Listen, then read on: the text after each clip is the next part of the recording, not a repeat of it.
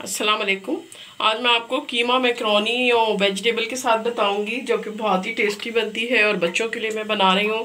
تو یہ میں نے 1 پاؤ قیمہ لے لیا ہے، 1 بڑے سائز کی پیاز ہے میرے پاس، یہ میں نے 2 ٹماٹروں کا پیسٹ بنا لیا ہے، یعنی کہ ان کا پلپ، مجھے ٹماٹر ثابت نہیں چاہیے۔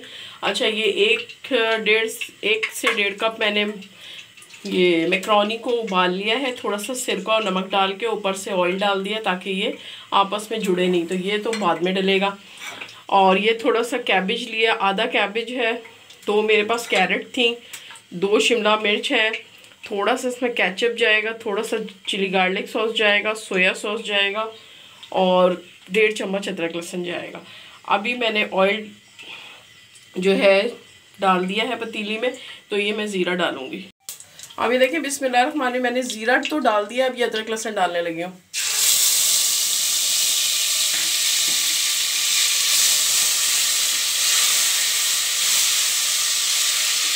ادرک لہسن کو نا اچھا سا آپ نے جو ہے براؤن کرنا ہے تاکہ اس کا جو کچا پن ہے وہ ختم ہو جائے۔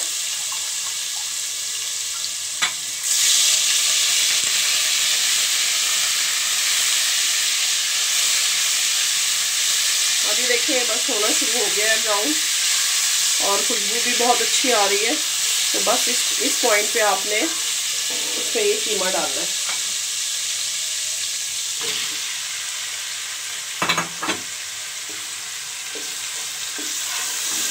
قیمے کو بھی 5 منٹ اچھا سا بھونیں گے تاکہ اس کا کلر چینج ہو جائے۔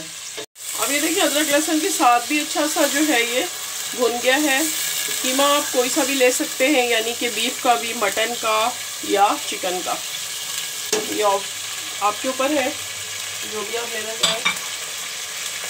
مسالے ڈال کے 2 منٹ اس کو چلاؤں گی،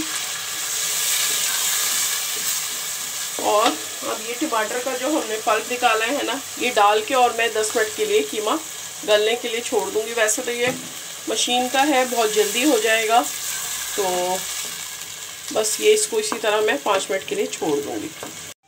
اب دیکھیں 10 منٹ بعد جو ہے قیمہ جس طرح گل گیا ہے، میں نے بالکل لو فلیم پہ رکھا ہوا تھا 10 منٹ کے لیے، تو یہ قیمہ ہو گیا ہے۔ اب میں اس میں یہ جو 2 ہری مرچیں تھیں یہ ڈال دوں گی، تھوڑا سا میں اسپائسی رکھوں گی کیونکہ میرے بچوں کو ذرا اسپائسی پسند ہے۔ اچھا، یہ جو ہے کیبج بھی ایسے ڈال دیں گے، اور یہ کیرٹ اور شملہ مرچ یہ بھی ڈال دیں گے، ٹھیک ہے۔ اور میں اس کو جو ہے نا 5 منٹ کے لیے دوبارہ چھوڑ دوں گی، ہاں، تاکہ یہ جو ہے سبزی تھوڑا سا سافٹ ہو جائے۔ تو جیسے ہی یہ سافٹ ہوتی ہے پھر میں آپ کو بتاتی ہوں کیا کیا ڈلے گا اس میں۔ اچھا، یہ سب چیزیں ڈال کے اور ہم پیاز بھی ڈال دیں گے اس میں، ٹھیک ہے۔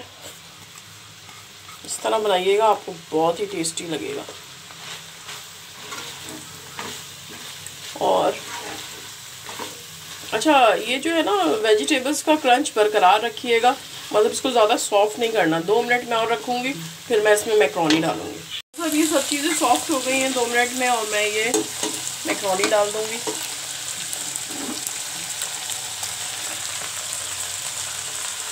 اور میکرونی کے بعد ہم یہ 1 ٹیبل اسپون بھر کے میں نے یہ کٹی ہوئی لال مرچ تازی پیسیے گا، یہ ڈال دیں۔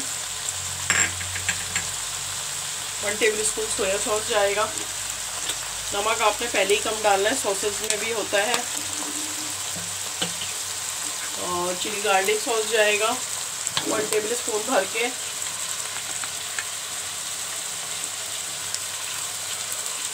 اور 1 ٹیبل اسپون جائے گا سرکہ،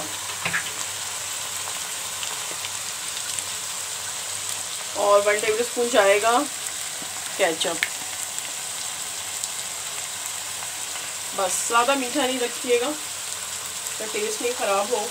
اور ½ ٹی اسپون جو ہے میں ڈالوں گی چکن پاؤڈر، اس سے بڑا اچھا ٹیسٹ آ جائے گا، تو یہ آپ نے لازمی ڈالنا ہے۔ نہیں پسند ہو تو آپ کی اپنی چوائس ہے، تو دیکھیں، ٹھیک ہے۔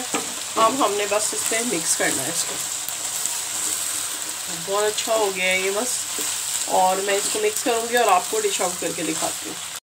اور یہ دیکھیں میں نے ڈش آؤٹ کر دیا، اور اتنی مزے کی خوشبو آ رہی ہے اور اتنے مزے کے بنے ہیں یہ۔ تو جو بچے بیف یا مٹن نہیں کھاتے نا، تو آپ ان کو اس طرح آپ ان کو کھلا سکتے ہیں، تاکہ جو ہے وہ ان کی پروٹینز وغیرہ کی جو ان کے اندر کمی ہے تو وہ پوری ہو جائے گی۔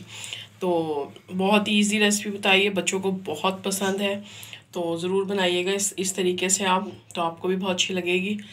ویڈیو پسند آئے تو پلیز لائک کریے گا، اور اس میں اپنی بھی جو آپ کو فیوریٹ آپ کی ویجیٹیبلس ہیں وہ بھی ڈال سکتے ہیں۔ تو یہ آپ کے اوپر ہے کہ جو بھی آپ کے بچوں کی فیوریٹ ہو تو وہ آپ ویجیٹیبلس ڈال دیں۔ اسپرنگ انین بھی ڈال سکتے ہیں اوپر سے، تو اس کا بھی ٹیسٹ بہت اچھا ہوتا ہے۔ تو بس یہ آپ اس طرح بنائیں، بچوں کو دیں، لنچ میں بھی دے سکتے ہیں آپ ان کو اسکول میں، تو بچے بہت شوق سے کھائیں گے، اور فل پروٹینس ہے اس میں۔ ملتی ہوں میں اپنی نیکسٹ ریسیپی کے ساتھ، تب تک کے لیے اللہ حافظ۔